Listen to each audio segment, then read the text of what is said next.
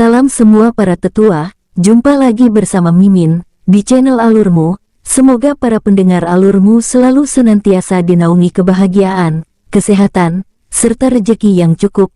Oke, Mimin langsung lanjut ceritanya. Selamat mendengarkan dan hidupkan imajinasi para tetua. Cerita pun dimulai.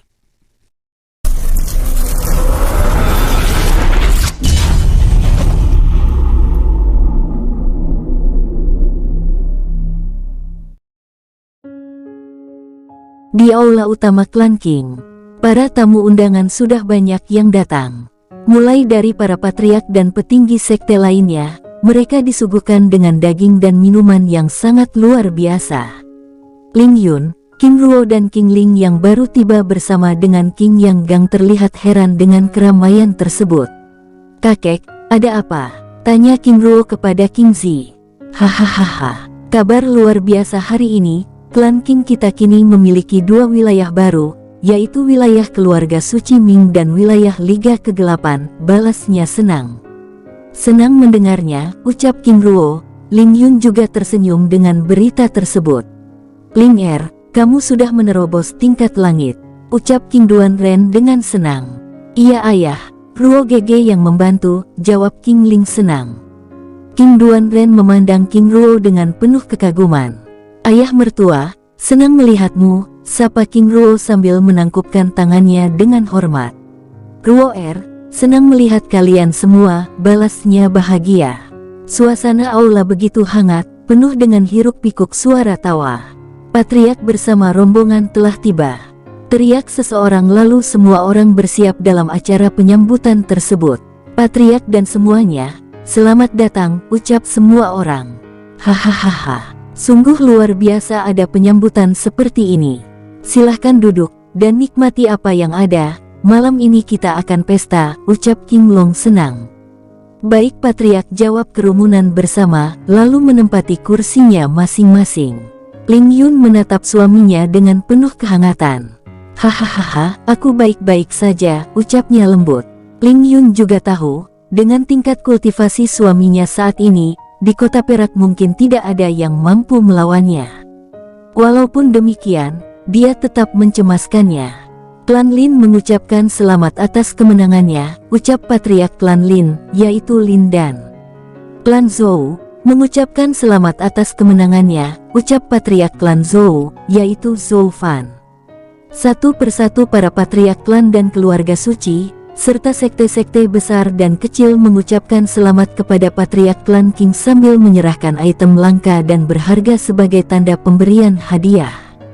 "Hahaha, terima kasih, ucap King Long sambil menerima hadiah yang diberikan padanya. Di kursi para petinggi klan hanya ada komandan pasukan, King Peng dan para tetua. Sedangkan 10 kultivator tingkat raja, dan 10 tingkat kaisar, serta 4 kultivator tingkat pertapa yang merupakan kartu truf klan King sudah kembali ke area suci klan. Baiklah, pertama-tama kami ucapkan terima kasih atas kehadiran para patriark. Kami juga ingin mengumumkan bahwa mulai saat ini, wilayah keluarga suci Ming dan wilayah Liga Kegelapan resmi menjadi milik klan King. Untuk para saudara kami yang meninggal dalam peperangan, akan dimakamkan dengan layak melalui upacara khusus, serta keluarganya akan diberikan sumber daya yang layak, ucap Tetua Agung King Zi. Masing-masing para patriark klan, keluarga suci, dan sekte mengangguk setuju atas deklarasi yang telah disampaikan, dan mereka mengakuinya. Keesokan harinya, seluruh kota perak gempar dengan berita tersebut. Bagaimana tidak, dalam satu hari satu malam dua kekuatan utama yang ada di wilayah kota perak dimusnahkan, dan itu merupakan pembantaian sadis. Berminggu-minggu telah berlalu, di kedai-kedai, berita tentang pemusnahan keluarga suci Ming dan Liga Kegelapan masih menjadi berita hangat. Mulai saat ini, klan King akan semakin menjadi momok yang sangat menakutkan, ucap seorang pada yang lain. Sungguh pembantaian yang mengerikan. Mereka bahkan tidak menyisakan satu kehidupan pun. "Saudara, apa yang terjadi?" tanya seorang pemuda bersama seorang pria parubaya yang baru datang menghampiri mereka yang sedang bercerita. "Apakah saudara bukan dari kota Perak?" tanyanya. Benar saudara, kami pengembara dari wilayah selatan yang kebetulan lewat di tempat ini. Ada berita baru apa yang saudara bicarakan? Tanya pemuda tersebut. Duduklah saudara, aku akan menceritakannya, ucap pemuda tersebut. 2 minggu yang lalu, sebuah klan aristokrat dengan reputasi yang dianggap menurun dan sangat lemah tiba-tiba menjadi kekuatan utama di kota ini. Bahkan reputasinya sekarang telah melebihi keluarga aristokrat dan keluarga suci lainnya. Mengapa bisa itu terjadi? Tanya pemuda itu penasaran. Saudara, itu adalah klan King, kata orang tersebut. Pemuda dan orang yang bersamanya terkejut. Klan King, saudara, ada apa dengan klan King? Tanya orang tua yang bersama pemuda tersebut penasaran. Saudara, klan King 2 minggu yang lalu telah berhasil menghancurkan keluarga suci Ming dan Liga Kegelapan. Bahkan mereka tidak menyisakan satupun kehidupan dengan membunuh semua orang tanpa terkecuali. Apakah anak kecil juga mereka bunuh? Tanyanya. Benar saudara, tanpa terkecuali. Tetapi yang masih menjadi pertanyaan, bagaimana sebuah klan yang dianggap menurun serta dengan pasukan yang lebih sedikit dapat menumpas 2 kekuatan utama dengan pasukan yang lebih banyak, ucap orang tersebut heran. Saudara, mungkin klan King memiliki kartu truf berupa kultivator tanpa tanding yang selalu mereka sembunyikan, ucap pemuda tersebut berpendapat. Setelah mendengar berita tersebut, kedua orang dari selatan tersebut bergegas meninggalkan kedai dan mencari penginapan. Di penginapan, Tetua Ho, apa yang harus kita lakukan? Tanya Ling Ji pada Tetua Ling Ho. Mereka berdua adalah utusan yang diperintahkan oleh Patriark Ling Zong untuk menyelidiki keberadaan Ling Yun. Saat ini mereka hanya dapat merasakan aura Ling Yun di daerah klan King, tetapi tidak tahu dengan tepat di mana keberadaannya. Setelah mendengar berita tersebut, akan lebih sulit bagi mereka menemukannya di klan King karena penjagaan wilayah klan King saat ini menjadi lebih ketat.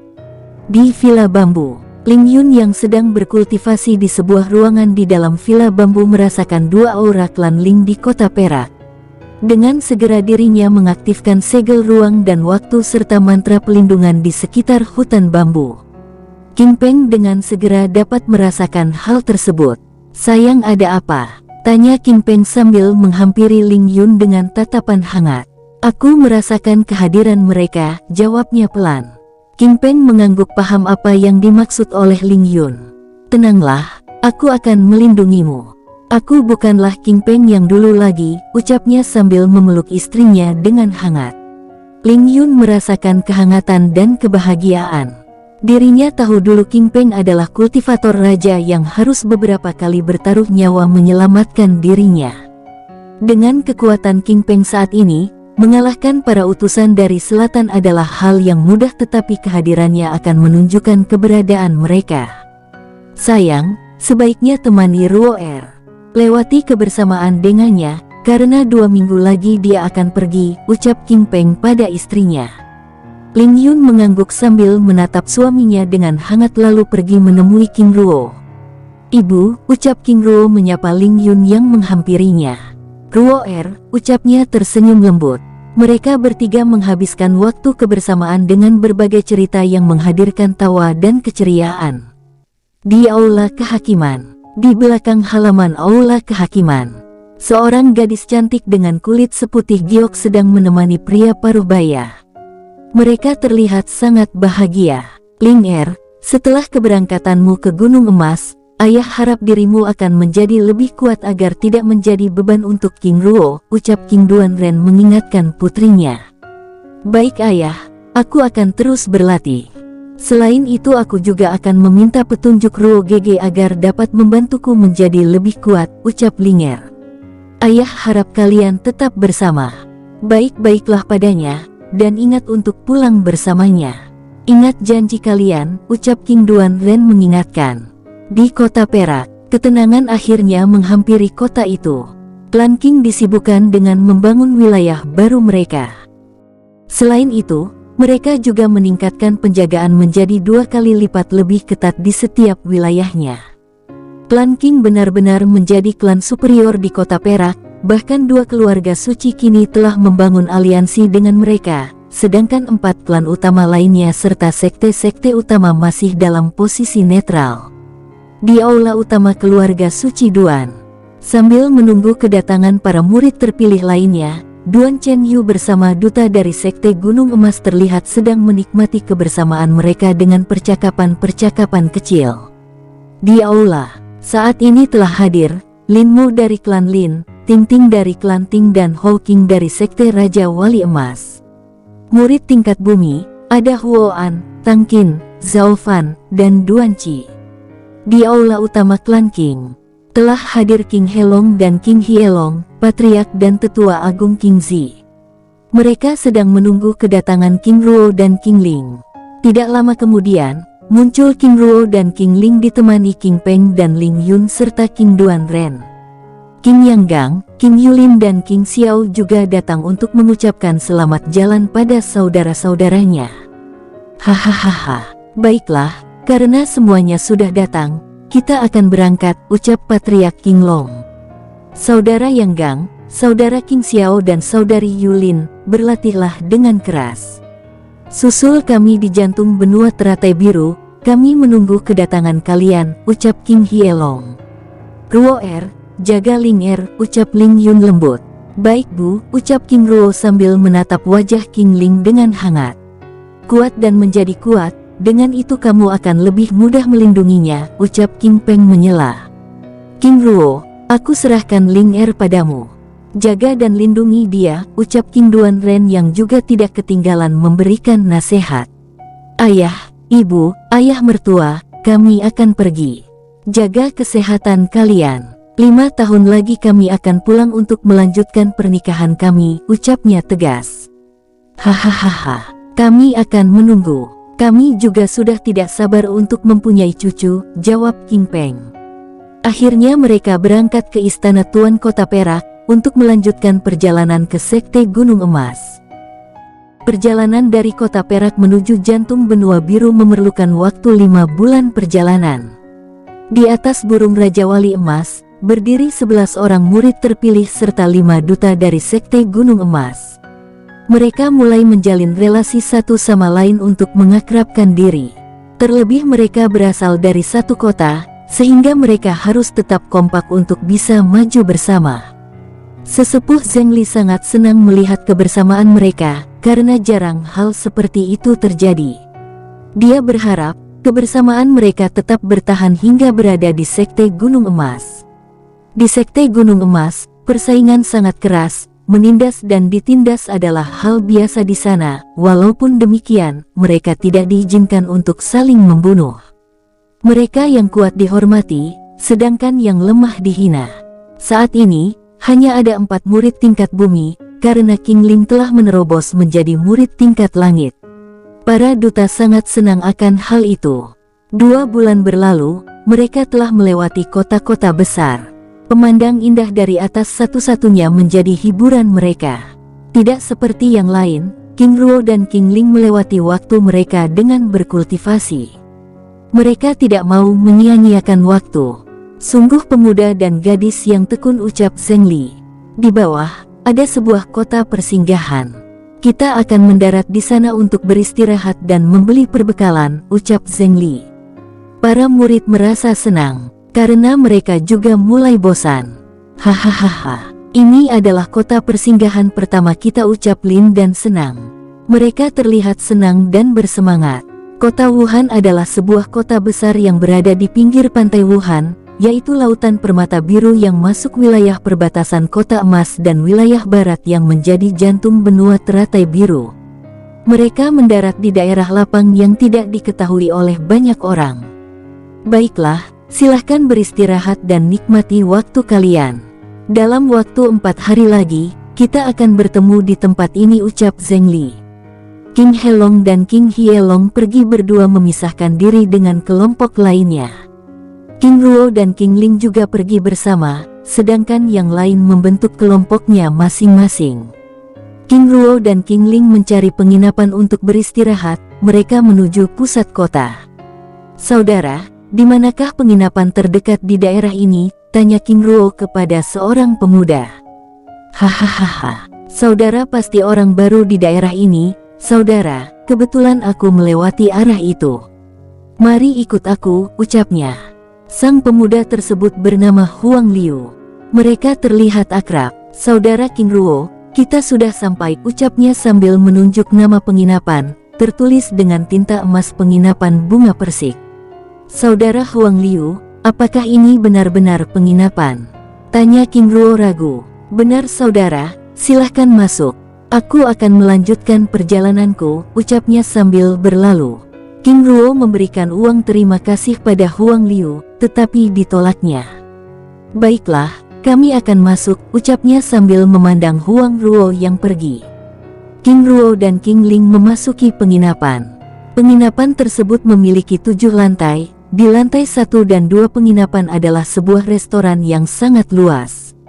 Lantai 1 untuk kalangan biasa sedangkan lantai 2 untuk orang kaya, bangsawan, tuan kota atau sekte-sekte terkenal. King Ruo memasuki ruangan dengan tatapan banyak orang. Seorang pemuda lemah tanpa aura pendekar diikuti seorang wanita cantik dengan aura pendekar langit tingkat dasar. Tatapan iri dan serakah sebagian orang membuat King Ruo merasa tidak enak pada King Ling. Itu pasti tuan muda yang kaya, lihat saja pakaiannya dan gadis itu, mungkin kultivator yang menjadi pengawalnya, bisik seorang pada yang lain. King Ruo yang akan segera duduk menghentikan niatnya. Dirinya merasa tidak senang dengan tatapan dan pembicaraan orang tersebut. Pelayan, panggil King Ruo pada seorang pelayan. Ya tuan, jawab pelayan dengan hormat. Apakah ada tempat yang lebih tenang? Tanya King Ruo. Ada tuan, lantai 2. Tetapi biayanya 2 kali lipat dari lantai pertama, ucapnya menjelaskan. Baiklah, kami akan memilih tempat itu, balas King Ruo. Baiklah tuan, silahkan ikuti saya, ucap pelayan tersebut. King Ruo segera meraih tangan King Ling dan mengikuti pelayan di depan mereka. Hahaha, rupanya mereka seorang pasangan, sungguh kasihan si gadis, prianya seorang yang lemah, aku akan memilikinya dan menyentuh kulit putih gioknya yang halus itu, ucap seorang pemuda angkuh dengan suara keras. Semua orang dapat mendengarnya, dan mereka tertawa. King Ruo yang berjalan mengikuti pelayan menghentikan langkahnya, lalu berbalik menatap pemuda tersebut. Tangannya meraih sumpit yang terletak di atas meja. Dan wus, sumpit itu menghilang lalu menancap ke mulut pemuda tersebut. Ah, teriaknya kesakitan. Darah muncrat dengan deras keluar dari mulutnya dan seketika roboh. Orang-orang menjadi terdiam, tidak ada yang berani berbicara. Mereka terdiam dalam bingung, bagaimana pemuda tersebut tiba-tiba menyerang dan membunuh seorang kultivator surga tingkat tinggi. Tuan muda Cheng Lo terbunuh. Ini akan menjadi masalah besar, ucap seorang pada yang lain. Aku tidak peduli siapa dia, dan siapa Anda. Jika ada yang tamak dengan tatapan tidak pantas pada istriku dan bahkan menghinanya, aku akan membunuh kalian semua. Ucap King Ruo tegas. Para tamu yang ada menjadi diam, tidak ada yang bicara lagi. King Ruo tidak memperdulikan mereka dan berlalu menuju lantai 2. Dua pelayan yang bersama Cheng Lo meraih tubuh tuannya dan membawanya pergi. Di lantai 2, King Ruo memasuki ruangan khusus. Desain ruangannya sungguh elegan dengan warna biru yang menjadi ciri khas kota Wuhan. Pelayan, kami memesan makanan dan minuman spesial restoran ini, ucap King Ruo kepada pelayan sambil melemparkan kantong yang berisi 100 kristal jiwa. Apakah itu cukup? Tanya King Ruo pada pelayan. Ini lebih dari cukup tuan, ucap pelayan tersebut lalu bergegas menyiapkan pesanan. Di sela waktu yang berlalu sambil menunggu makanan mereka datang, King Ling menatap kekasihnya dengan mata yang berbinar-binar. Hatinya sungguh hangat, kekasihnya adalah seorang yang benar-benar dapat diandalkan. Ini adalah kedua kalinya King Ruo membunuh orang karena dirinya. Bahkan kasus yang pertama sampai memusnahkan klan Ming dan Liga Kegelapan. Aku tahu tatapanmu, kita akan baik-baik saja, ucapnya menenangkan King Ling sambil mengusap-usap rambut kekasihnya. King Ling mengangguk, lalu menyandarkan kepalanya di bahu King Ruo. Mimin geser ceritanya, tetua alurmu, di tempat klan Cheng. Bangsaat, siapa yang berani membunuh putraku? teriak Cheng Li dengan penuh kemarahan saat dua pelayannya membawa tubuh Cheng Lo yang sudah menjadi mayat. Di mulut Cheng Ho, ada dua batang sumpit yang masih menancap. Tuan, kami tidak tahu pemuda tersebut. Yang kami tahu pemuda tersebut masih sangat muda. Kemungkinan mereka masih ada di restoran penginapan Bunga Persik, ucap pelayan menjelaskan dengan terbata-bata. Kedua pelayan tersebut satu persatu menjelaskan situasinya. Aku akan membunuh pemuda bangsat itu, ucap Cheng Li dengan kemarahan yang meledak-ledak. Dan langsung kita menuju ke penginapan Bunga Persik tetua alurmu. Setelah selesai menyantap makanan yang mereka pesan, King Ruo lalu memesan ruang penginapan. Ling Er, apa kau ingin beristirahat, atau berjalan melihat-lihat kota dulu? Tanya King Ruo pada kekasihnya.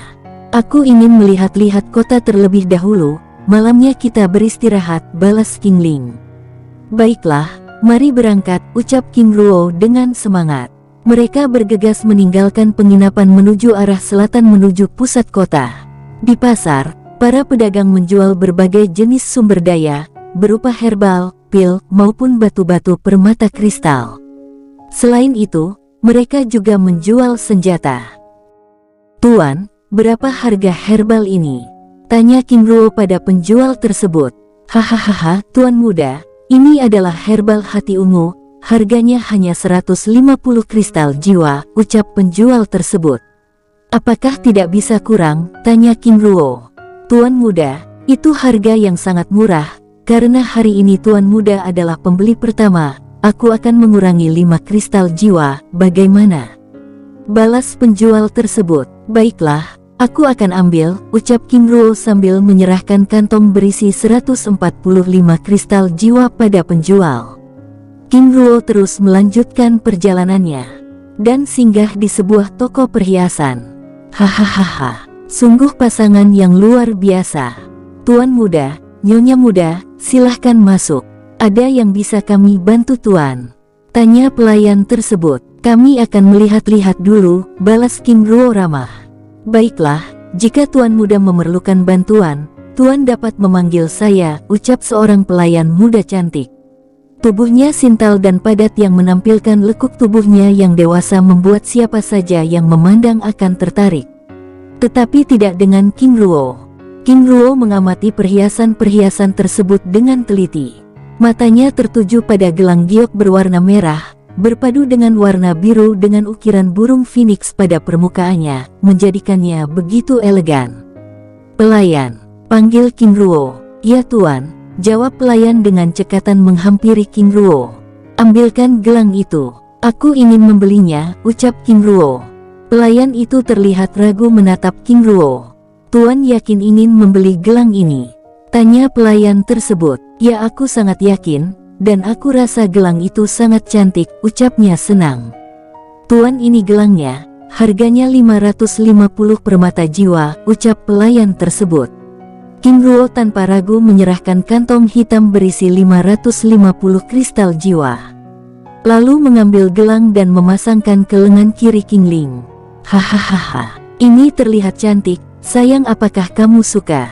Tanya King Ruo. King Ling tersenyum dengan menganggukkan kepalanya. Terima kasih, ini sangat cantik, jawabnya. Pelayan cantik yang mengawasi kemesraan pasangan muda tersebut, dia hanya bisa mendesah. Sungguh pasangan yang sempurna, ucapnya pelan. Di penginapan Bunga Persik, di depan gerbang, Cheng Li dan orang-orangnya masih duduk menunggu. Wajahnya memerah dengan kemarahan yang meluap-luap. Sebelumnya, mereka telah datang ke penginapan, tetapi King Ruo dan King Ling meninggalkan penginapan. Sehingga mereka tidak menemukan hasil. Tampak urat berwarna biru di keningnya menambah keseraman wajahnya. Ah, bangsaat, aku harus membunuhnya, teriaknya keras. Menjelang malam, King Ruo dan King Ling kembali ke penginapan, tetapi Cheng Li dan orang-orangnya sudah pergi dari sana, karena dia mengira King Ruo tidak akan kembali ke penginapan tersebut. Dan malam harinya, Ruo Gege, terima kasih gelangnya, aku suka, ucap King Ling sambil menatapnya penuh kasih. Ling Er, sebelumnya aku tidak dapat memberimu apa-apa, gelang itu selain cantik, juga dapat membersihkan darah dan menjaga peredaran darah. Hal yang menakjubkan dari gelang itu adalah ada setetes darah murni Phoenix biru, dan itu dapat membantu kultivasimu. Aku tidak tahu siapa yang telah menjual barang berharga seperti itu, ucap King Ruo. Ruo GG, gelang ini sangat mahal, ucap King Ling. Hahaha, itu termasuk murah. Harga aslinya mungkin 1.500 permata jiwa atau mungkin lebih, balas King Ruo menjelaskan. King Ling terkejut dengan penjelasan King Ruo, dirinya tidak menyangka bahwa gelang itu ternyata sangat mahal. Saat King Ruo hendak merebahkan kepalanya, tiba-tiba pelayan datang. Tuan muda, maaf mengganggu. Ya ada apa? Tuan muda, tadi siang saat Anda pergi, Cheng Li patriark klan Cheng datang mencari.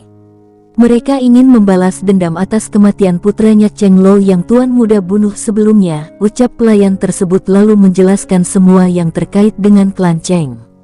Baiklah, terima kasih informasinya, ucap King Ruo sambil memberikan tips pada pelayan tersebut. Sebelum pergi, pelayan tersebut terus mengingatkan King Ruo untuk berhati-hati terlebih lagi untuk tidak bertemu dengan kelompok tersebut. Di tempat klan Cheng, dasar bajingan, teriak Cheng Li marah. Sudah seharian dia mencari pemuda yang membunuh putranya tetapi tidak membuahkan hasil. Tuan, apakah kita akan terus mencarinya? Tanya pelayan Cheng Li. Cheng Li terdiam, amarahnya masih belum mereda. Sebagian pergi ke penginapan bunga persik, berjaga di sana, sebagian ke penginapan-penginapan lain. Ucapnya. Baik patriark, jawab para pemuda tersebut pergi meninggalkan Cheng Li yang masih merasa marah dan bingung. Di tempat tuan kota, patriark, persiapan acara besok telah selesai, lapor seorang tetua pada Huang Choi. Baiklah, sekarang kalian bisa beristirahat, jawabnya.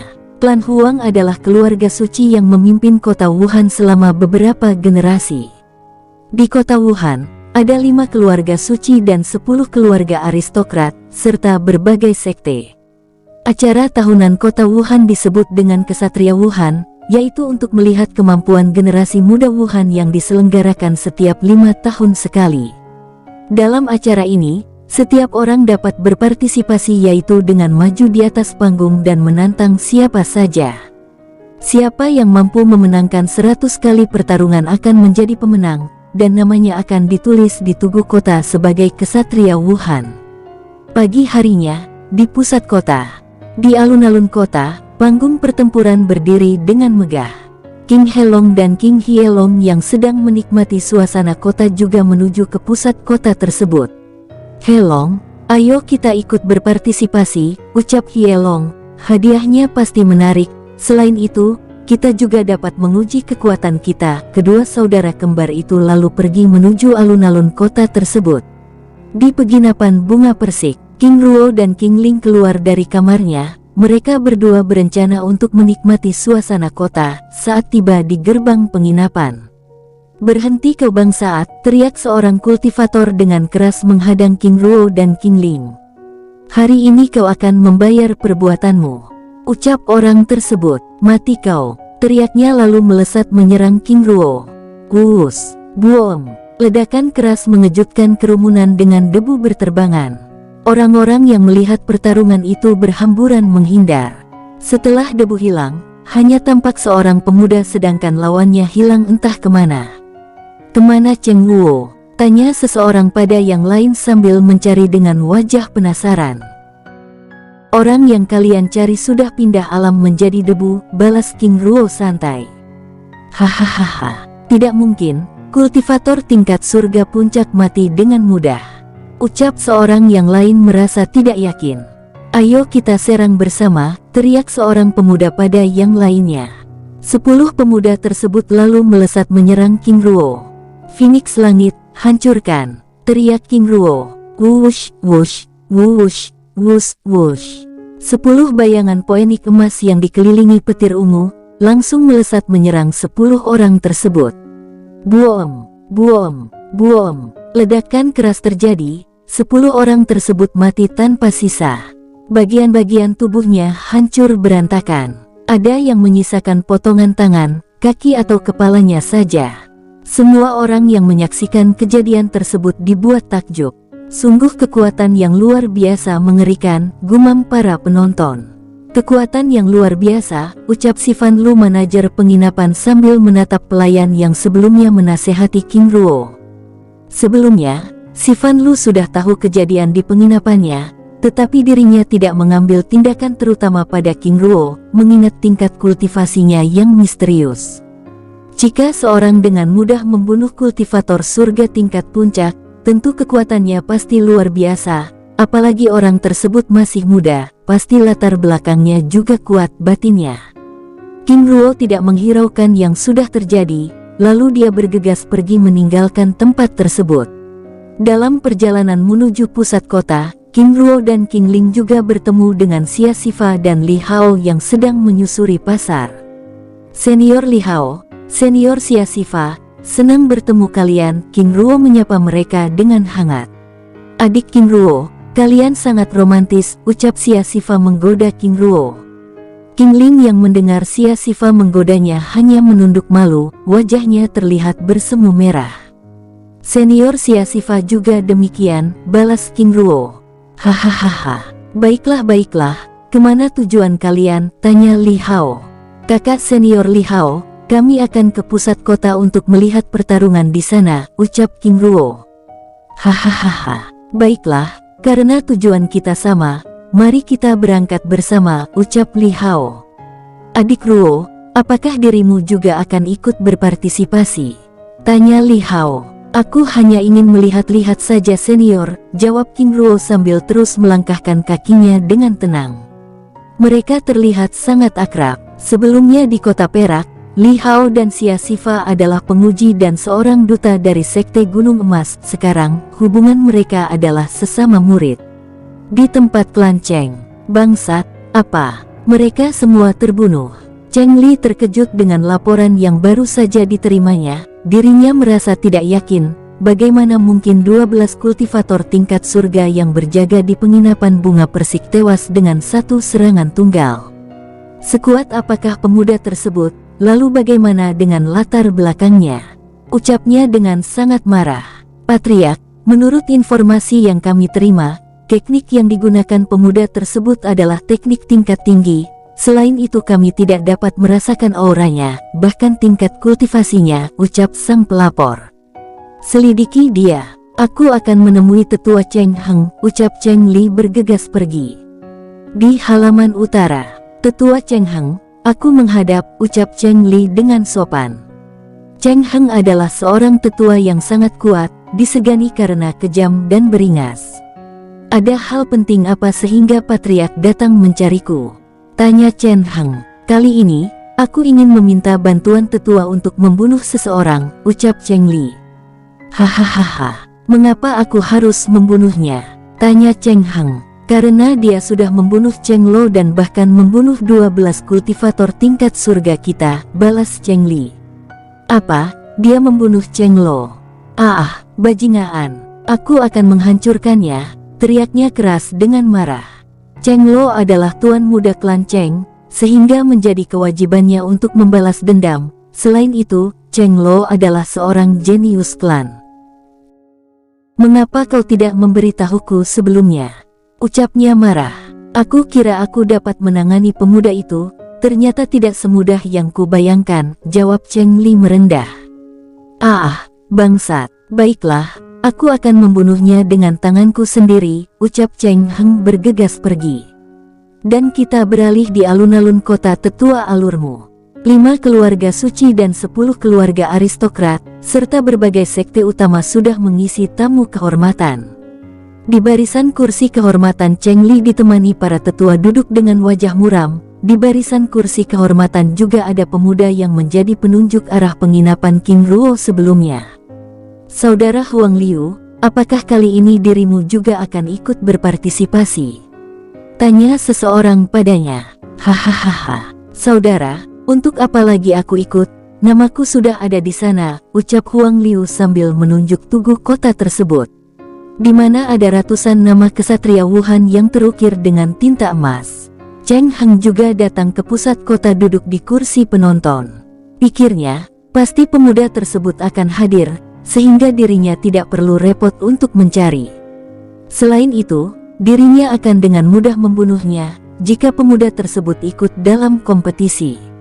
Sepertinya acara sudah bisa kita mulai, ucap patriark keluarga suci Huang Choi kepada tetua Huang Fuzi yang mengambil alih pertandingan tersebut. Baik patriark, ucap Huang Fuzi terbang menuju panggung pertempuran. Saudara-saudara, acara akan kita mulai.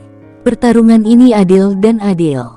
Bagi siapa saja dapat bertarung dan dapat menantang atau ditantang sebagai lawannya, pertarungan ini tidak ada larangan untuk membunuh.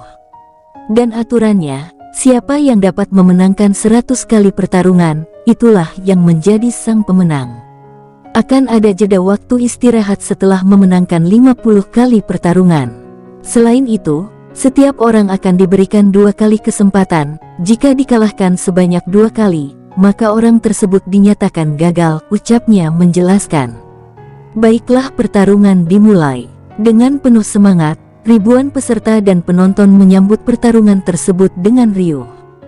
Wush, wush, wush. Huang Fuzi melemparkan formasi mantra perlindungan pada panggung pertempuran tersebut. Satu persatu para kultivator melompat ke panggung pertempuran. Ada 6 panggung tersedia, 2 panggung pertempuran tingkat bumi, 2 panggung untuk tingkat langit, dan 2 panggung tingkat surga. Di balik awan, seorang pria tua tampak mengawasi acara tersebut. Rambutnya berwarna biru dikelilingi petir putih halus yang sangat kuat, matanya yang tajam terlihat sedang mencari seseorang. Sebelumnya, dia merasakan aura pemuda yang dicarinya, namun beberapa saat kemudian menghilang. Saat sebelumnya King Ruo bertarung melawan anggota klan Cheng, saat itulah aura darahnya dikenali. Dia adalah Murong Xia, hewan pelindung klan King. Dirinya mencari King Ruo karena ada pertanyaan yang ingin diajukan pada pemuda tersebut. Sebelumnya, pada kompetisi pemilihan murid Sekte Gunung Emas, dirinya tidak sempat menemuinya. Kehadiran King Ruo dengan aura yang kuat dan menindas dirinya selalu menjadi pertanyaannya. Tuan, apakah aku dapat menemukanmu? Ucapnya pelan. Matanya berkaca-kaca memendam kerinduan dengan matanya yang terus menerawang. Sudah ribuan tahun, akhirnya dirinya dapat merasakan aura darah tuannya. Tapi apakah King Ruo terkait dengan tuannya atau tidak, kali ini dirinya harus memastikannya. Di panggung murid tingkat langit, King Helong telah memenangkan 49 kali pertarungan. Nafasnya terengah-engah, tinggal 1 kali kemenangan lagi, dirinya akan memiliki waktu untuk istirahat memulihkan tenaganya. Aku harus menang, gumamnya dengan penuh semangat. Sungguh pemuda yang luar biasa, ucap para penonton. Tiba-tiba seorang gadis melompat ke atas panggung untuk menantangnya.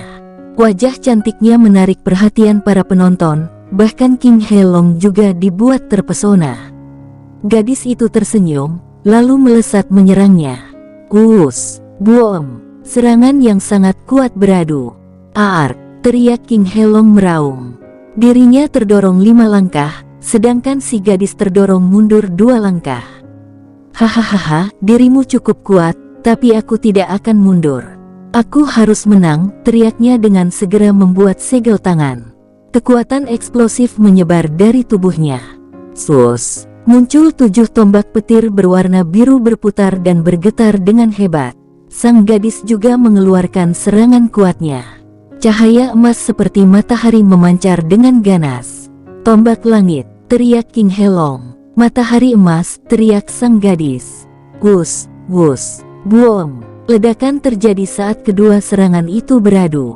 Sang gadis terlempar 10 langkah dan masih berdiri di atas panggung dengan terluka parah, sedangkan King Helong juga terluka tetapi masih berada di atas panggung. Mereka berdua sama-sama terluka sehingga dianggap seri dan bukan kekalahan. King Helong melompat ke atas panggung untuk memberikan pertolongan pada saudara kembarnya. Aku tidak apa-apa, saudara Helong, tolong bantu aku merawat gadis ini, ucap Helong sambil memapah gadis tersebut ke pinggir panggung. Mata sang gadis berbinar. Dirinya merasa bersalah karena menghentikan langkah Helong untuk memenangkan pertempuran yang ke-50, tetapi lawannya mengasihinya. Nona, Sembuhkan dirimu dulu. Saudaraku akan membantumu, ucap Helong lalu melompat kembali ke atas panggung. Seorang pemuda dengan wajah beringas melompat ke atas panggung langsung melesat menyerang Helong. Pisau kematian, teriaknya. Tombak surga, teriak Helong. 7 tombak petir berwarna emas berputar dan bergetar dengan hebat. Wush, wush, wush, wush. Boom! Ledakan keras terjadi. Helong terdorong 10 meter dan terluka cukup parah. Sedangkan pemuda tersebut terlempar keluar dari panggung tersebut. Kemenangan ke-50, ucap tetua yang mengawasi pertandingan sehingga dirinya boleh beristirahat.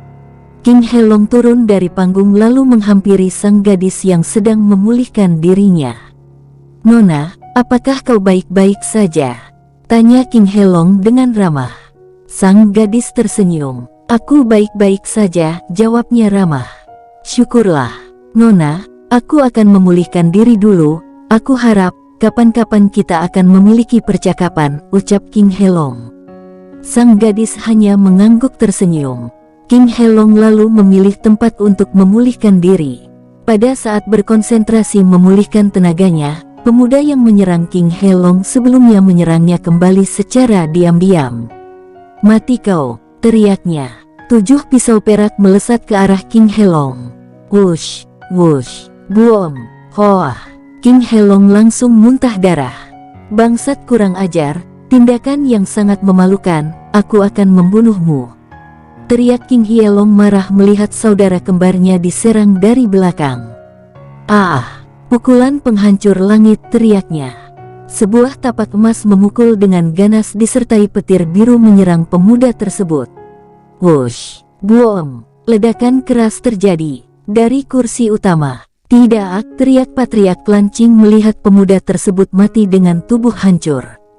Bangsaat kau, aku akan membunuhmu. Teriak Ching Fuk terbang dari kursinya lalu menyerang King Helong. Wush, boom, boom, ledakan keras terjadi. Ching Fuk sangat terkejut karena serangannya ada yang menghadang. Setelah debu menghilang, tampak pemuda tampan berdiri tegak memandangnya dengan tatapan beringas. Siapa kau? Jangan campuri urusanku, ucapnya bertanya. Aku saudaranya, jawabnya singkat. King Helong yang melihat King Ruo membantunya merasa sangat senang. Jika King Ruo tidak datang menolongnya, mungkin dia sudah mati. Kakak Helong, lindungi kakak Helong, aku akan mengurus bajingan itu. Ucap King Ruo. Baiklah adik, kau berhati-hatilah, bajingan itu terlihat sangat kuat, ucapnya pelan lalu berdiri di samping King Helong yang masih menyembuhkan lukanya. Hahaha. Hanya bocah tingkat surga sudah berlaga ingin menjadi pahlawan. Ucap tawa bajingan tersebut. Aku akan membunuh kalian semua. Teriak Ching Fuk yang langsung memberikan pukulan keras kepada King Ruo. Wush, boom, ledakan keras terjadi lagi, tetapi King Ruo masih berdiri tegak. Hahaha, bajingan tua yang sombong, keluarkan seluruh kekuatanmu. Seranganmu yang barusan hanya membuatku geli, ucap King Ruo memprovokasi Ching Fuk. Keparaat, aku akan memenuhi keinginanmu bocah bangsaat, teriaknya. Wush, wush, boom, boom, serangan demi serangan dilancarkan. Hahaha, sungguh serangan yang tidak bertenaga. Baiklah, kini giliranku, ucap King Ruo, lalu dia membuat segel tangan. Wush, wush, wush. Tapak emas muncul dikelilingi cahaya petir ungu. Tapak penghapus langit, hancurkan, teriaknya. Swoosh, boom, Ching Fuk terlempar ratusan meter dengan keras. Darah segar keluar dari mulutnya, dan sebagian tubuhnya hancur. Ah, teriaknya menahan kesakitan yang luar biasa. Para tetua dari klan Ching yang menyaksikan pertarungan tersebut segera menolong Ching Fuk. Bunuh dia, ucap Ching Fuk sebelum menghembuskan nafas terakhirnya. Para tetua klan Ching memandang King Ruo dengan niat membunuh. Bangsat, kau telah membunuh patriark klan Ching, dan orangmu telah membunuh putranya. Hari ini kalian harus mati, ucap tetua tersebut. Majulah jika kalian juga ingin mati, ucap seseorang yang tiba-tiba mendekati arena pertempuran tersebut. Apakah seperti ini sikap orang-orang klan Qing? Ucap Huang Choi, patriark keluarga suci klan Huang yang juga menjadi tuan kota, menghentikan tindakan orang-orang dari klan Qing. Aku tidak akan membiarkan tindakanmu yang merusak acara ini. Jelas-jelas patriark dan putra klan kalian menyerang saudaranya duluan yang sedang memulihkan diri. Kalian segeralah pergi, sebelum semuanya tidak dapat diperbaiki lagi, ucap Huang Choi dengan keras. Di kursi kehormatan, patriark, itu orang yang membunuh Tuan Muda Cheng Lo, ucap seorang pelayan kepada Cheng Li. Mata Cheng Li berubah tajam. Urat-urat biru muncul di keningnya. Kau segeralah cari tetua Cheng Heng, ucapnya kepada pemuda tersebut. Cheng Li lalu bergerak terbang menyerang King Ruo. Awas adik, teriak Hielong. Seketika King Ruo langsung membuat segel tangan, dan wush, buom. Serangan mereka beradu sehingga keduanya terdorong mundur. Apa? Patriark klan Cheng juga ingin membunuh pemuda tersebut. Para penonton menjadi penasaran. Sungguh pemuda yang malang, berani menyinggung dua klan, ucap seorang kepada yang lain. Cheng Heng, yang dari jauh melihat pertarungan tersebut, segera ikut menyerang juga. Dirinya yakin bahwa pemuda itulah yang dimaksud. King Ling berubah pucat pasi. Dengan tingkat kemampuannya saat ini, dirinya tidak bisa berbuat apa-apa. Senior Li Hao, apa yang harus kita lakukan? Ucapnya bergetar ketakutan. Jangan takut, semuanya akan baik-baik saja, ucap Li Hao menenangkan King Ling. Pertarungan berlanjut. Dua tetua dari klan Qing dan patriark klan Cheng bersama Cheng Heng terus menyerang King Ruo. Serangan demi serangan terus diarahkan. Wush, buom. Wush, buom, wush, buom, buom, ledakan demi ledakan bergema. Sungguh pertahanan yang sangat luar biasa, ucap Cheng Heng dengan sangat kagum. Sekarang ini, King Ruo sudah dibuat terluka oleh mereka. Jika bukan karena armor emas petir langit yang ada di tubuhnya, mungkin dia sudah mati. Hahaha, sungguh memalukan. 4 tetua melawan anak dengan tingkat kultivasi yang lebih rendah darinya. Apakah seperti ini sikap kesatria orang-orang yang ada di kota ini? Ucap Li Hao memecah perhatian pertarungan tersebut. Di kota perak, pendekar tingkat raja adalah kartu truf dan sedikit orang yang dapat menerobos ke tingkat tersebut. Tetapi lain ceritanya di jantung benua teratai biru. Terutama wilayah yang berbatasan dengan jantung benua. Kultivator tingkat raja atau ranah tingkatan yang lebih tinggi merupakan hal yang biasa. Setelah menyaksikan pengeroyokan 4 tetua, dan 1 pemuda yang masih tetap bertahan walaupun terlihat sudah terluka cukup parah. Apa, sungguh pemuda yang kuat, ucap para penonton. Dari mana orang-orang ini berasal? Ucap para penonton dengan sangat penasaran. Hahaha, sungguh sombong. Kau juga ingin mati rupanya, ucap Cheng Heng dengan nada yang sangat sombong. Hahaha, bajingan tua, jika kalian sampai membunuhnya, kota Wuhan ini akan rata menjadi tanah tandus, ucap Li Hao keras. Semua orang terkejut dengan pernyataan tersebut. Para petinggi klan dan keluarga suci serta para patriark sekte mengarahkan pandangannya kepada Li Hao dengan penuh selidik. Aku perintahkan keluarga suci yang memegang otoritas kota ini menghukum ke-4 orang tua yang tidak tahu malu ini. Jika tidak, jangan salahkan aku, ucap Li Hao keras. Patriark keluarga suci Huang, Huang Choi dan tetua agung Huang Fuzi terbang ke arah Li Hao. Tuan muda, aku Huang Choi, tuan kota Wuhan. Jika kami membunuh ke-4 tetua ini, itu akan menyebabkan kekacauan di kota ini. Ucap orang tersebut. Baiklah, jika demikian, jangan salahkan kami jika kota ini akan dihancurkan dalam sekejap, balas Li Hao tegas. Selama pertarungan, aku telah menyaksikan kecurangan yang telah dilakukan oleh pemuda tersebut, bahkan ayahnya yang juga seorang patriark membela perbuatan anaknya yang salah, terlebih para tetua yang tidak tahu malu itu. Jika demikian, aku perintahkan kalian berempat bunuh diri, maka aku akan melepaskan orang-orang kalian, ucap Li Hao keras. Hahaha, sungguh pemuda yang angkuh. Ini adalah kota kami bebas melakukan apa yang kami inginkan termasuk membunuh kalian, balas Cheng Heng. Hahaha, Jika kalian berkeras, baiklah, aku tidak perlu banyak bicara lagi, ucap Li Hao lalu menyentikkan tangannya. Sus, lencana giok bergambar gunung emas yang dilingkari naga ungu mengambang. Wus, wus, wus. Seketika itu dua sosok gadis dan seorang pemuda terbang ke arahnya. Mereka adalah Wu Dao, Xia Xifa dan Chen Chen dengan aura kultivator tingkat kaisar meledak dari tubuh mereka. Buom, buom, buom. Junior, teriak Wu Dao. Semua murid sekte gunung emas yang ada di sekitar panggung melompat ke atas panggung. King Ruo, King Ling, King Helong, dan Hie Long serta 7 murid lainnya bergerak ke arah Wu Dao untuk berkumpul. Semua orang terkejut, bahkan para tetua yang ada di atas panggung mulai berkeringat dingin. Mata Huang Choi dan Huang Fuzi terbelalak. Ini dari jantung benua teratai biru, ucapnya gemetar. Semua penonton yang mendengar suaranya terdiam. Tidak ada yang berani bicara.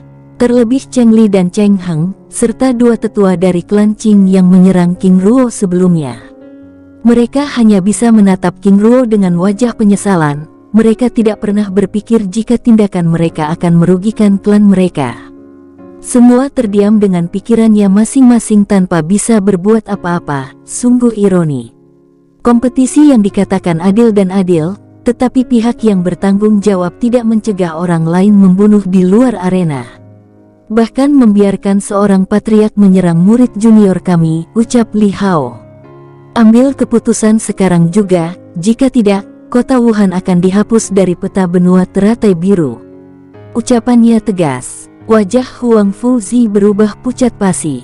Dirinya tidak menyangka sekte raksasa dari jantung benua akan datang ke kota kecilnya, dan lebih parahnya lagi dirinya tidak mengambil sikap tegas ketika putra Qing Fuk menyerang King Helong saat memulihkan diri. Patriark, apa yang harus kita lakukan? Tanya Huang Fuzi pada Huang Choi. Tuan, apakah ini tidak dapat dibicarakan lagi?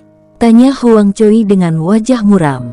Jika pihak yang berwenang tidak bisa mengambil sikap, baiklah, aku akan menghancurkan lencana ini. Maka apapun yang kalian bicarakan tidak akan pernah berguna lagi, ucapnya santai. Semua wajah mereka berubah tegang. Swoosh! Huang Liu terbang menghampiri King Ruo.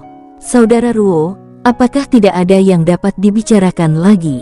Tanya Huang Liu kepada King Ruo. Huang Liu adalah pemuda yang pernah mengantar King Ruo dan King Ling di penginapan, dan dia ternyata putra tuan kota Huang Choi.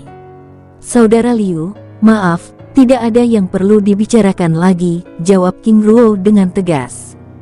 Huang Choi memandang Huang Liu. Apakah kamu mengenal pemuda itu? Tanya Huang Choi padanya. Ayah, aku mengenalnya beberapa hari yang lalu, tapi aku tidak tahu mereka berasal dari sekte Gunung Emas. Jika aku tahu, tentu aku akan membawanya ke istana, ucapnya pelan. Baiklah, Patriark Cheng dan tetua Cheng Heng serta tetua Qing, segeralah ambil sikap kalian. Aku tidak dapat mengambil keputusan. Aku harap keputusan kalian membawa kebaikan bagi klan kalian masing-masing, dan terutama bagi kota Wuhan. Ucap Huang Choi dengan sangat tegas. Tuan, apakah tidak ada pengampunan? Tanya Cheng Li. Pengampunan hanya akan diberikan pada anggota klanmu jika kamu bunuh diri, tetapi jika tangan kami yang membunuhmu, maka tidak ada pengampunan untuk semua klanmu, ucap Li Hao santai. Cheng Li hanya bisa memandang Cheng Heng lalu mengiris lehernya sendiri dengan pedangnya. Kematian Cheng Li juga diikuti oleh Cheng Heng dan yang lainnya. Keempat orang itu mati bunuh diri. Sungguh kematian yang sia-sia, ucap para penonton mendesah. Kerugian yang luar biasa dialami klan Cheng, yaitu kematian patriark, tuan muda dan tetua mereka Cheng Heng, serta 11 orang lainnya yang dibunuh oleh King Ruo sebelumnya benar-benar kematian yang sangat sia-sia. Anggota klan Cheng dan klan Qing yang menyaksikan kejadian tersebut hanya bisa merasa sedih dengan kekecewaan yang sangat luar biasa. Jika mereka melawan, mereka benar-benar tidak bisa membela diri. Sungguh ironi. Baiklah, karena urusan ini sudah selesai, tuan kota dapat melanjutkan kompetisi ini. Kami akan undur diri, ucap Li Hao pada Huang Choi. Tuan, apakah Anda tidak ingin beristirahat sebentar di istana kami? Tanya Huang Choi menawarkan. Maaf, kami telah membuat masalah, dan kami harap Tuan Kota tidak mengambil hati atas sikap kami, ucap Li Hao lalu memanggil Raja Wali Emas.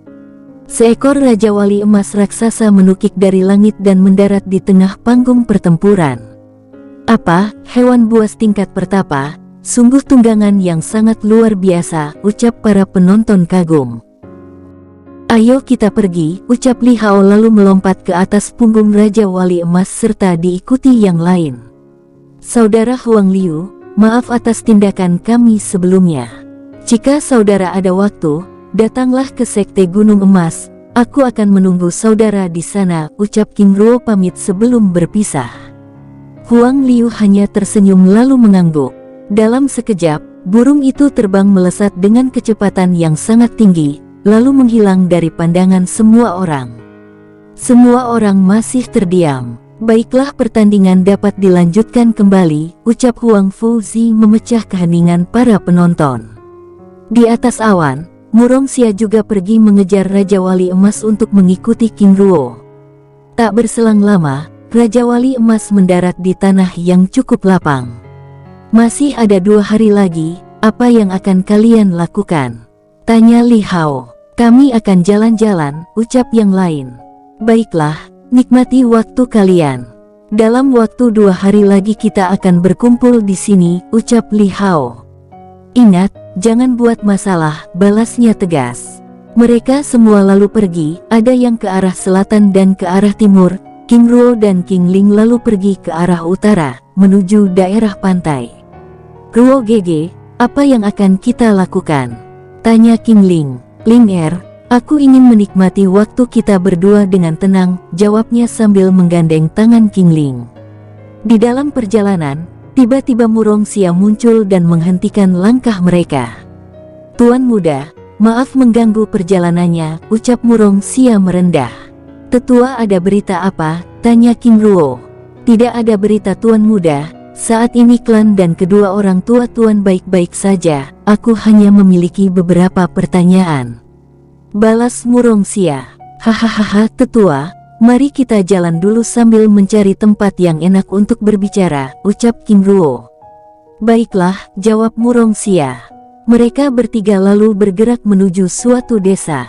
Di dalam perjalanan, mereka bertemu dengan seorang pemuda yang terlihat ramah. Saudara, di manakah kami dapat menemukan kedai atau penginapan? Tanya King Ruo pada pemuda tersebut. Saudara dapat berjalan 300 meter lagi, maka saudara akan menemukan penginapan tersebut, ucap pemuda tersebut menjelaskan. Saudara, terima kasih atas informasinya, ucap King Ruo lalu bergegas ke arah yang dimaksud. Setelah berjalan 300 meter, mereka akhirnya melihat papan nama penginapan dan memasukinya. Selamat datang di penginapan Pasir Putih, ucap pelayan menyapa dengan ramah. Pelayan, masih adakah meja untuk kami bertiga? Tanya King Ruo. Ada tuan, silahkan ikuti saya, ucapnya memandu jalan. Mereka lalu memasuki ruangan khusus, tampak ruangan itu cukup indah dengan hiasan sederhana. Pelayan, kami memesan makanan spesial tempat ini, ucap King Ruo sambil memberikan kantong yang berisi 150 kristal jiwa. Saat pelayan tersebut melihat isi kantong tersebut, tangannya bergetar.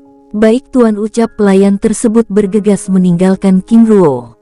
Suasana hening sejenak. Tuan, apa yang ingin tuan tanyakan padaku? Tanya King Ruo pada Murong Xia. Baiklah, apakah tuan muda mengenal Luo Jian? Tanya Murong Xia gugup. Luo Jian. Wajah King Ruo berubah muram. Tuan muda, apakah tuan tahu Luo Jian? Tanya Murong Xia sekali lagi membuyarkan lamunan King Ruo. King Ruo memandang Murong Xia. Tuan, ada hubungan apa tuan dengan saudara Luo Jian? Tanya King Ruo. Mata Murong Xia terbelalak. Dugaannya benar, ternyata King Ruo berhubungan dengan tuannya. Tuan muda, Luo Jian adalah tuanku sebelumnya. Aku adalah pembawa senjata penguasa muda Luo Jian. Sebelum pertempuran hebat di klan Luo, aku sudah terluka parah. Lalu tuan muda Luo Jian melemparkanku ke dunia biru ini, hingga aku bertemu Tuan King yang menolongku dan mengabdi kepadanya, jawab Murongxia. Tuan Murongxia, ribuan tahun yang lalu, saudara Luo Jian tewas dalam pertempuran tersebut, ucap King Ruo pelan. Murongxia merasa tidak yakin. Wajahnya terlihat ragu. Melihat wajah Murongxia yang tampak ragu, King Ruo lalu mengeluarkan pedang langit biru. Murongxia bergetar melihat pedang itu. Apakah kau masih belum yakin? Tanya King Ruo pada Murongxia. Apakah kau tahu lencana ini? Ucap King Ruo sambil menunjukkan lencana berbentuk burung phoenix. Murongxia bergetar, matanya berkaca-kaca, kesedihan menyelimuti hatinya, dirinya merasa kehilangan. Selama ini dirinya merasakan ikatan darahnya telah terputus setelah dirinya terlempar ke benua teratai biru. Tetapi dirinya tidak yakin. Tuan muda, terima kasih informasinya, ucapnya merendah.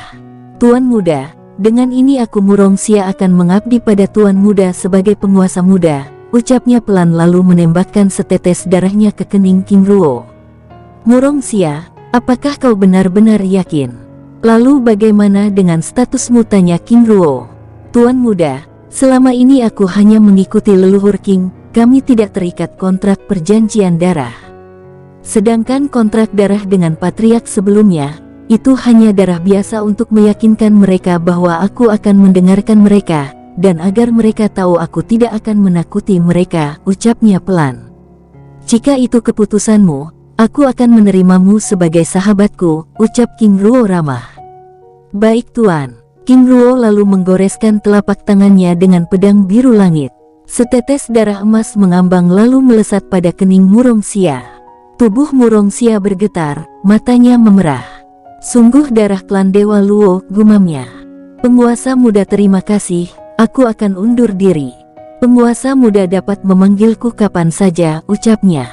Baiklah, silahkan kembali ke klan King. Lindungi semua orang-orang klan King di sana, jika aku memerlukanmu, aku akan memanggilmu, ucap King Ruo. Baik penguasa muda, aku pergi, ucapnya lalu menghilang. Murongxia adalah burung phoenix ilahi tingkat rendah. Dengan kekuatan tingkat pertapa dirinya dengan mudah datang dan pergi ketika dipanggil. King Ling yang dari tadi menyaksikan kejadian di depannya merasa tidak percaya. Pantas selama ini King Ruo tiba-tiba menjadi kuat, ternyata dia memiliki seorang dewa sebagai gurunya, bahkan Murongxia mengabdi sepenuh hati padanya. King Ruo mengecup keningnya untuk membuyarkan lamunannya. Dengan wajah memerah King Ling menatap King Ruo. Ruo Gege, apa yang kamu lakukan? Ucap King Ling dengan wajah memerah malu lalu ia mau. Kamu adalah tunanganku dan akan menjadi istriku, apakah aku tidak boleh menciummu? Lagi pula itu hanya ciuman di kening, apakah kamu memintanya di tempat yang lain? Ucap King Ruo dengan senyum menggoda. King Ling dengan wajah memerah malu tidak dapat bicara, hanya dapat menatap King Ruo dengan tatapan lembutnya. Penginapan pasir putih. Di pagi hari yang sangat cerah. Ruo Gege, kemana tujuan kita hari ini? King Ruo tersenyum lalu menjawab pertanyaan dari kekasihnya itu. Kurasa kita akan pergi ke pantai terlebih dahulu. Kemudian setelah itu kita pergi berkumpul dengan yang lainnya untuk melanjutkan perjalanan. King Ruo tersenyum tipis menjawab pertanyaan dari kekasihnya itu. Baiklah. Sebaiknya kita membersihkan diri terlebih dahulu, ucapnya lalu bangkit berdiri untuk membersihkan diri. Sekitar 30 menit kemudian, King Ruo dan King Ling telah selesai membersihkan tubuhnya. Mereka kemudian turun dari kamarnya dan berjalan ke lantai dasar untuk memakan sesuatu. Pelayan, kami ingin daging bakar yang segar, ucap King Ruo. Baik tuan, jawab pelayan lalu bergegas. Tiba-tiba seorang pemuda menggunakan jubah biru bergambar ombak bersama dua pemuda lainnya menghampiri King Ruo. Saudara, gadis yang bersama Anda sangat cantik. Apakah boleh aku duduk bersama kalian? Tanya pemuda tersebut dengan kasar. Aku rasa masih banyak tempat yang kosong, ucap King Ruo acuh tak acuh di mana hatinya sudah mulai terbakar karena orang tersebut berniat menyinggung calon istrinya. Hahaha. Saudara, apakah kau tidak tahu siapa kami? Ucap pemuda tersebut. Maaf, aku orang baru, bahkan aku tidak perlu tahu siapa kau, silahkan pergi, jangan ganggu kami. Balas King Ruo. Bunuh dia, ucap pemuda tersebut pada dua orang yang bersamanya. Kedua pemuda tersebut lalu bergerak, tapi belum sempat mereka menyerang, kedua orang tersebut tiba-tiba roboh, sebatang sumpit masing-masing menembus pelipisnya. Semua orang yang berada di restoran itu mulai menghindar, satu persatu mereka mulai keluar dari ruangan tersebut. Mereka tidak ingin terlibat masalah, apalagi dengan pemuda berjubah biru dengan gambar ombak itu. Sekte Ombak Biru adalah sekte tingkat menengah di daerah tersebut. Mereka terkenal sebagai sekte yang sering terlibat dengan tindak kejahatan, seperti mengganggu keamanan dan memeras rakyat. Melihat kedua temannya tewas, pemuda tersebut dengan marah menyerang King Ruo. Mati kau bangsaat, teriaknya lalu bergerak memberi pukulan. Wush, buom, ledakan keras terjadi. Pemuda tersebut terlempar keluar dengan kedua tangannya hancur. Ah, teriaknya kesakitan. King Ruo keluar menghampiri pemuda tersebut, lalu menghancurkan kedua kakinya. Ah, teriaknya semakin keras. Saudara, ampuni aku. Jangan bunuh aku, ucapnya sambil menahan rasa sakit. Tus, tus. King Ruo menusuk kedua bola mata tersebut dengan sumpit yang ada di tangannya. Ini karena kau menatap istriku dengan niat jahat, ucapnya. Teriak pemuda tersebut kesakitan. Bunuh aku, teriaknya memohon. King Ruo lalu menendang selangkangan pemuda tersebut. Bangsat bajingan. Cepat bunuh saja aku, dasar iblis. Pemuda tersebut meraung kesakitan. King Ruo membiarkan pemuda itu tetap hidup lalu meninggalkannya. Semua orang yang melihat kejadian merasa ngeri, karena King Ruo bertindak dengan sangat kejam tanpa belas kasihan. Orang-orang tersebut merasa senang, karena ada orang yang menentang sekte Ombak Biru. Ada sebagian orang yang merasa ketakutan dengan tindakan balas dendam yang akan dilakukan oleh pihak sekte tersebut. Di dalam restoran, makanan yang telah dipesan sebelumnya telah tersedia. Ling ayo kita pergi, ucapnya sambil meletakkan beberapa kristal jiwa di atas meja dan langsung meninggalkannya. Setelah beberapa saat King Ruo pergi, beberapa anggota sekte Ombak Biru datang dan melihat dua mayat beserta seorang yang masih hidup dengan cedera yang sangat parah. Saudara Wen, siapa yang melakukan ini padamu? Tanya si Talong. Pemuda yang ternyata bernama Wen itu lalu menceritakan semuanya kepada si Talong. Baiklah, ayo sebagian ikut aku, kita cari mereka, dan yang lain urus saudara Wen, ucap si Talong dengan berapi-api. Di tepi pantai, Ruo Gege, aku selalu membawa masalah, apa yang harus aku lakukan? Tanya King Ling merasa bersalah, dia merasa dirinya sumber masalah. King Ruo menatap kekasihnya. Yang perlu kau lakukan adalah tetap bersamaku dan menjadi kuat, ucap King Ruo lembut. Apakah kau ingin tahu alasannya? Tanya King Ruo. King Ling hanya menggelengkan kepalanya. Itu karena kau sangat cantik, ucap King Ruo tersenyum. Apakah memang demikian? Tanya King Ling ragu. Hahaha, aku rasa demikian, jawab King Ruo tertawa keras. Di tanah lapang, tempat burung besar parkir. Hielong, apakah kau tahu kemana King Ruo dan King Ling? Tanya Li Hao. Senior, aku tidak tahu kemana kedua pasangan muda itu, balas King Hielong. Hielong, apakah saudaramu sudah mencari gadis yang bertarung dengannya waktu di kota sebelumnya? Tanya Li Hao. Mengapa senior menanyakan gadis itu? Tanya Hielong. Aku telah melihat kedekatan saudara kembarmu Helong sebelumnya, tapi tiba-tiba aku membawa kalian pergi, ucapnya pelan. Senior Li Hao, aku dan Helong tidak ke kota lagi, tetapi kami ke arah utara menuju klan Ni, ucap Hielong. Ada apa dengan klan Ni, dan bagaimana kalian tahu klan Ni? Tanya Li Hao. Senior Li Hao, klan Ni adalah rumah gadis tersebut, dan gadis itu adalah tuan putri mereka, namanya Niza, ucap Hielong. Bagaimana sambutan klan Ni pada kalian berdua? Tanya Li Hao lagi. Hahaha, mereka sangat senang dengan kedatangan kami, mereka memperlakukan kami dengan sangat baik, bahkan mereka telah menjodohkan Neza dengan saudara Helong dan semua mata tertuju kepada King Helong, jawab Hielong. Hahaha, saudara King Helong selamat atas pertunanganmu, ucap Li Hao menghampiri Helong sambil memberikan hadiah kecil. King Helong hanya tersenyum malu. Senior Li, terima kasih ucapnya. Hahaha, luar biasa luar biasa. Saudara Helong telah menemukan jodohnya di kota Wuhan, ucap Duan Qi. Satu persatu mereka mengucapkan selamat kepada King Helong. Di pinggir pantai tempat King Ruo berada. Ling Er, waktunya kita kembali, ucap King Ruo. Baik, jawab King Ling sambil beranjak dari tempat duduknya. Mereka berdua pergi meninggalkan pantai tersebut untuk mencari murid yang lain. Setelah cukup lama berjalan, tiba-tiba mereka dihadang si Talong beserta orang-orangnya. Tanpa basa-basi mereka langsung menyerang. Mati, teriaknya. King Ruo juga tidak diam, dia lalu menyambut serangan itu. Wush, boom, kedua serangan bertabrakan. Si Talong terpental ke belakang dengan darah keluar dari bibirnya. Ah, bangsat, cepat serang bersama, teriaknya. 12 orang lalu menyerang King Ruo secara bersamaan. Wush, boom, wush, boom, wush, boom.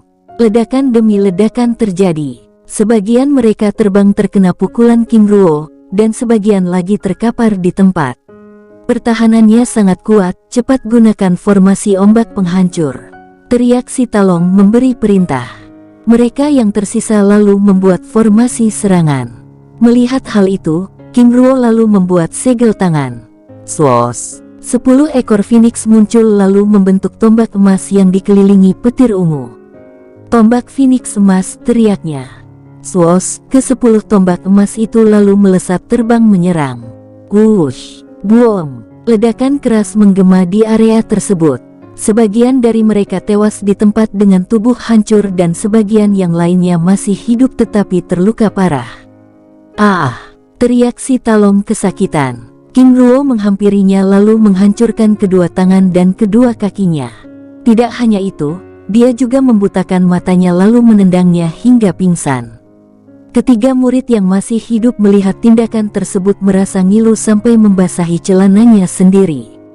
King Ruo menghampiri mereka satu persatu dan melakukan hal yang sama seperti yang dilakukan kepada si Talong. Ini peringatan keras, karena kalian berani menyinggungku, ucapnya lalu pergi. Setelah cukup jauh berjalan, dua tetua sekte ombak biru menghadangnya. Aku sebenarnya sudah muak untuk bertarung, pergilah. Jika kalian bersikeras, aku akan datang dengan pasukanku lalu menghancurkan sekte kalian, ucap King Ruo acuh tak acuh. Kedua tetua tersebut tertawa keras. Hahaha, dasar bajingan kecil, sungguh konyol, hari ini kau akan mati. Ucapnya, serang aku jika kalian berani, balas King Ruo memprovokasi mereka sambil mengeluarkan lencana perak bergambar gunung emas yang dilingkari naga ungu. King Ruo terpaksa menggunakan lencana sekte karena kedua tetua tersebut merupakan kultivator tingkat tinggi. Seketika itu kedua tetua tersebut terkejut. Serang dan lakukan jika kalian berani, tantang King Ruo memprovokasi. Tuan muda, maaf telah mengganggu perjalanan Tuan sebelumnya. Silahkan Tuan pergi, kami tidak akan mengganggu Tuan lagi, ucap salah satu tetua tersebut. Sudah terlambat. Aku akan memanggil orang-orangku untuk menghancurkan sekte kalian, ucap King Ruo mengancam. Tuan muda ampuni kami akan melakukan apa yang Tuan muda minta asalkan orang-orang Tuan tidak datang ke sekte kami, ucap tetua tersebut. Aku akan mengampuni kalian tapi dengan syarat. Pertama serahkan cincin penyimpanan kalian, kedua potong tangan kanan kalian. Baik Tuan muda, kami akan melakukannya. Kedua orang tua tersebut tanpa ingin mengambil resiko lalu menyerahkan cincin penyimpanan yang dimilikinya. Lalu berniat memotong tangan kanannya. Tunggu, gunakan pedang ini, ucap King Ruo sambil melempar pedang langit biru miliknya. Kedua tetua tersebut tanpa ragu meraih pedang tersebut. Menurut mereka itu adalah pedang biasa, karena tidak ada aura yang keluar sehingga dengan tingkat kultivasinya mereka dapat menyembuhkan tangannya kembali. Kedua tetua tersebut meraih pedang lalu memotong tangan kanannya secara bergantian. "Baiklah, aku akan pergi," ucap King Ruo lalu meninggalkan kedua tetua tersebut. Setelah King Ruo pergi, kedua tetua tersebut tersenyum. "Hahaha, sungguh pemuda bodoh," ucapnya. Sebagai kultivator pertapa suci, mereka tentu bisa menumbuhkan tangannya kembali. Kedua tetua tersebut merasa bingung setelah mencoba menumbuhkan tangannya beberapa kali, mereka masih gagal. Bagaimana ini bisa terjadi? Pedang apa yang diberikan pemuda tersebut? Tanya mereka penasaran. "Saudara Walju, apakah kita akan mencari pemuda tersebut?" Tanya Celeng. "Saudara Celeng, apakah kita mencari mati? Jelas-jelas pedang yang digunakannya adalah pedang misterius. Jika kita mengejarnya, dia tidak akan memberi ampun kedua kalinya. Apakah kau lihat apa yang dilakukan kepada para murid sebelumnya?" balas Walju. "Dan kita beralih di tanah lapang tempat burung besar parkir." "Senior, saudara, maaf kami terlambat," ucap King Ruo yang tiba-tiba muncul di hadapan mereka. "Hahaha, kita masih belum berangkat, tetua Zhengli juga belum datang," jawab Li Hao. Mereka lalu berkumpul dan saling menceritakan pengalaman mereka. "Sambil menunggu sesepuh, aku akan pergi sebentar," ucap King Ruo lalu menghilang. Tidak beberapa lama, dirinya kembali dengan beberapa ekor kelinci. "Aku rasa mungkin sudah ada yang lapar," ucapnya. "Hahaha, ide yang bagus, saudara Ruo, aku akan membantu," ucap Lin Mo dan Zhao Fan.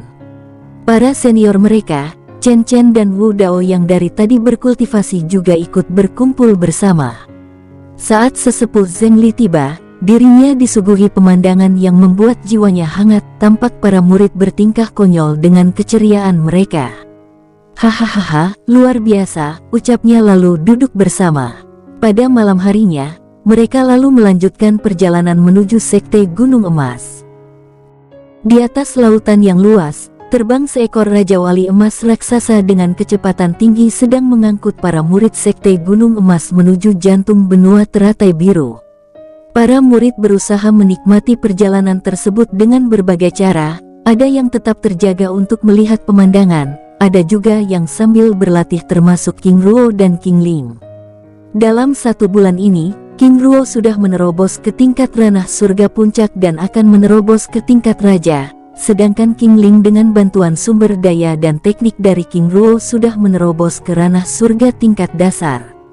"Senior Li Hao, sudah 1 bulan kita di atas laut, apakah perjalanan ini masih lama?" tanya Lin Mo dengan penasaran. "Saudara Lin Mo, perlu waktu 1 bulan lagi bagi kita untuk melewati lautan ini.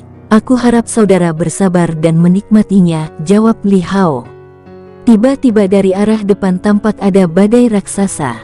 "Harap tenang," ucap Zhengli menenangkan para murid lalu mengibaskan tangannya. Sus, perisai emas muncul lalu menaungi mereka semua. Ting, ting, ting, terdengar dentingan logam yang sangat keras saat badai bertabrakan dengan perisai. "Tetua, sepertinya ada yang salah, mengapa ada bunyi dentingan logam?" kata Li Hao. King Ruo yang sedang berlatih juga terbangun. "Mata emas," ucapnya. "Senior, sepertinya kita diserang." "Bagaimana kau bisa tahu?" tanya Li Hao. "Senior, lihat ke depan, itu adalah serangan ribuan pisau." "Itu sebabnya ada bunyi dentingan logam," jawab King Ruo. "Putar ke bawah," perintah Zhengli pada Raja Wali Emas yang segera menukik ke bawah menghindari serangan badai pisau. Tiba-tiba dari bawah, seekor ikan raksasa membuka mulutnya untuk menelan Raja Wali Emas. "Mati!" teriak Zhengli melancarkan serangan kepada ikan raksasa tersebut. Buong! Mulut ikan tersebut hancur. Darah ikan tersebut lalu mengubah air laut menjadi merah. Tidak lama kemudian, tiba-tiba muncul ratusan ikan dengan ukuran yang lebih besar dari ikan yang sebelumnya.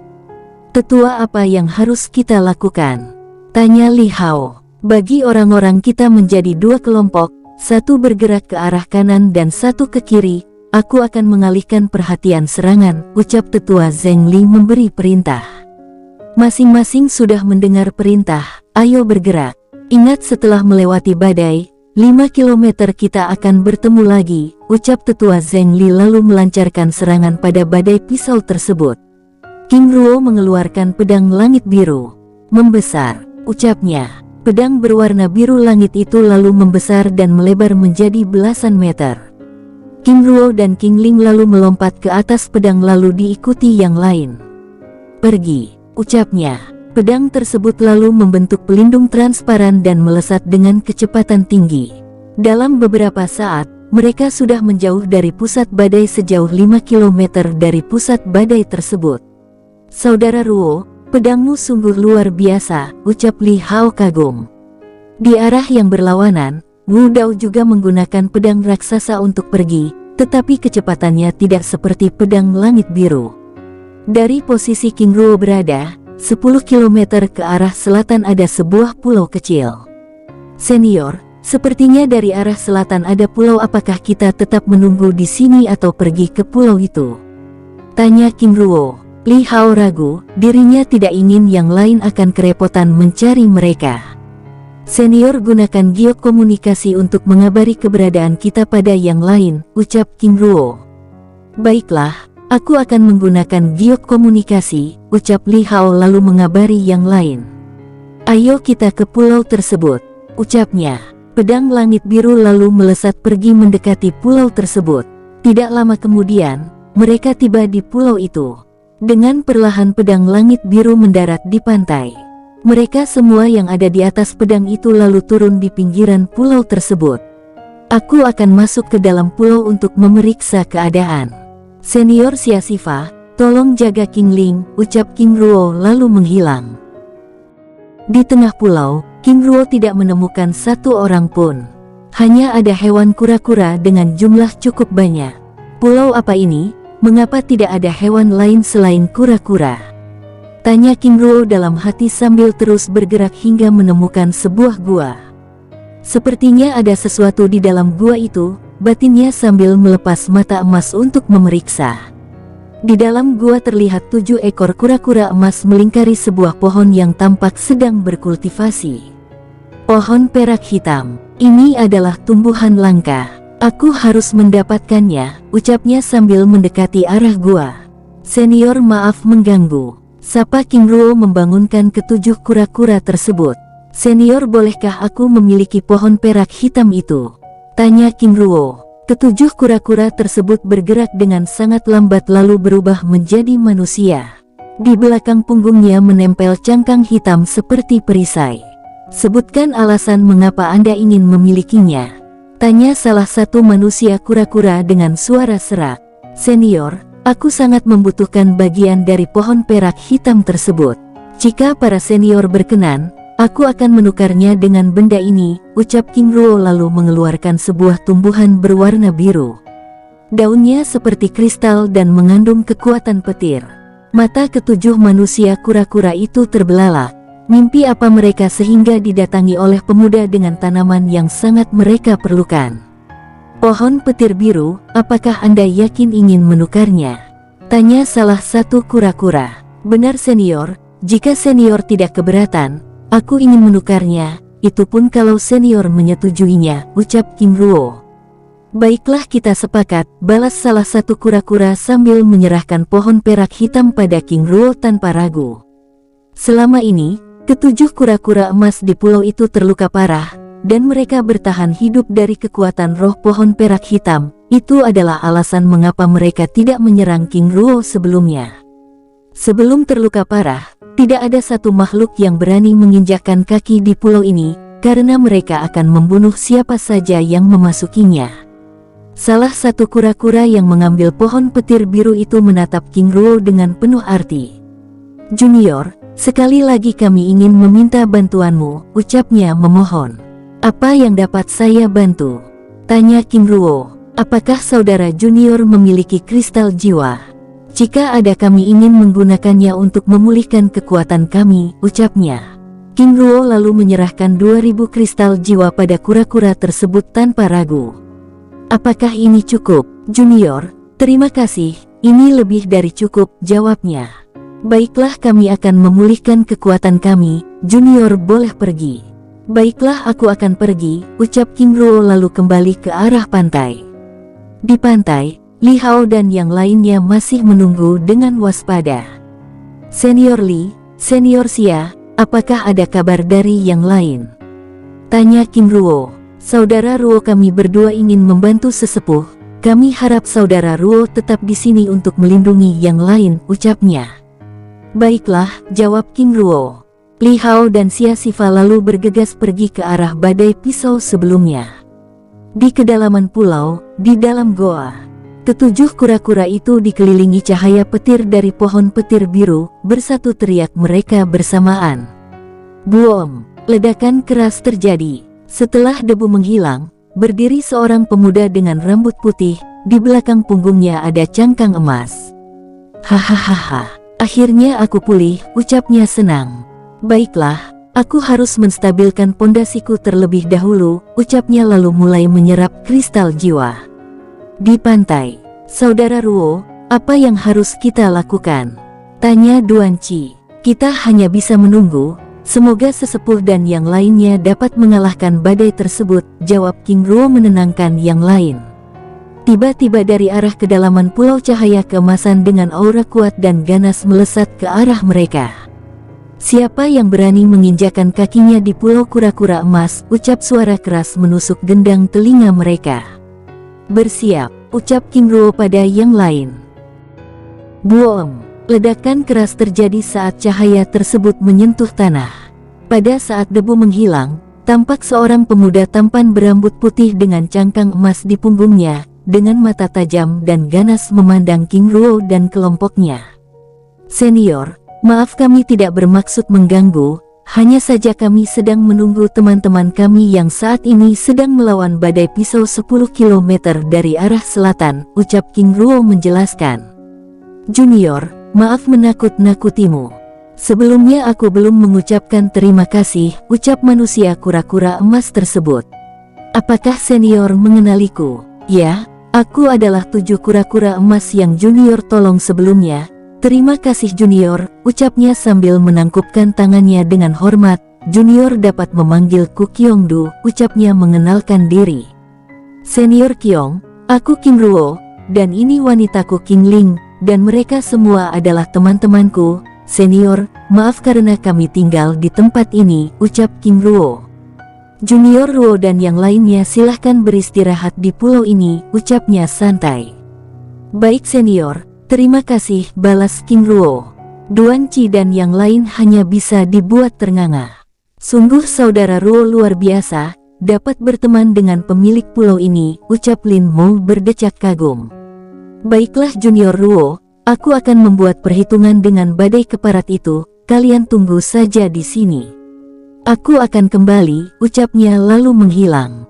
Saat King Du pergi, King Ruo juga pergi menyusul ke arah pusat badai sebelumnya.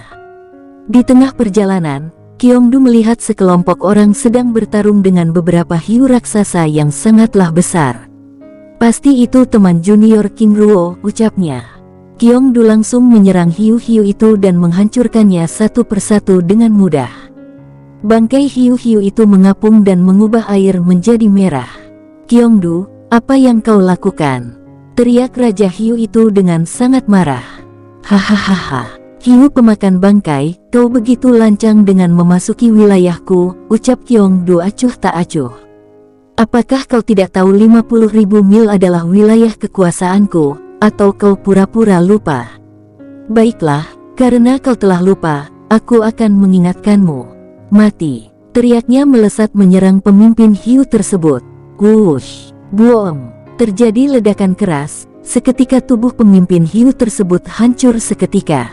Kyongdu menatap tajam pada Wu Dao dan Chen Chen dan yang lainnya sambil menggelengkan kepalanya.